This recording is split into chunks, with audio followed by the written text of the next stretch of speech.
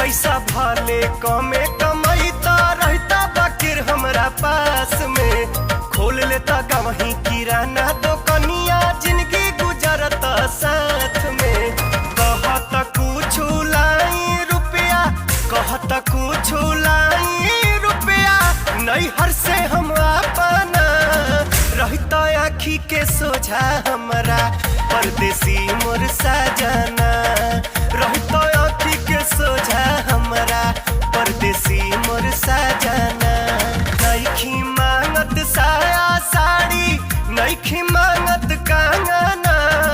नइखी मांगत साया साड़ी नइखी मांगत कंगना रहता आँखी के सोझा हमरा परदेसी मोर सजना।